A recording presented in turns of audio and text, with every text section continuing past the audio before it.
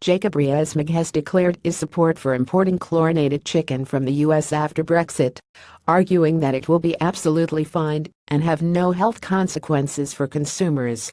The prospect of importing birds treated in a chemical bath raised alarm when it was mooted as a possible consequence of a post-Brexit trade deal with the US.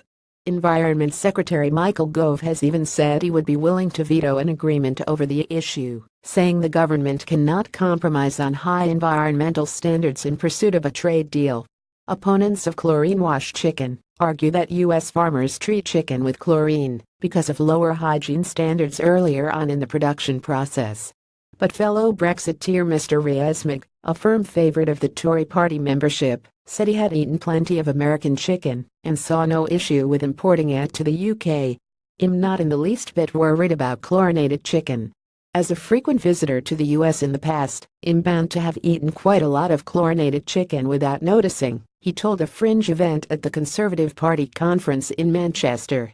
And I did look up the New Zealand report on chlorinated chicken when they were discussing their free trade deal with the US, and they found nobody had ever had any adverse consequences from chlorinated chicken, which basically just kills germs, other than the inspectors who went around saying how the chlorine was put in on the chickens and they breathed in a bit too much and felt a bit queasy. So, unless you're an inspector of chlorination, you'll be absolutely fine with chlorinated chicken. When you actually look at it, what it's doing is it's killing some quite nasty germs that can give you upset stomachs and so forth.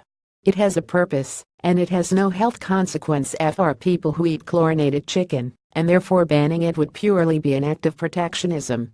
The Northwest Somerset MP even took a straw poll of the audience at the packed fringe event, with around half raising their hand to say they would not be comfortable eating chemically treated poultry.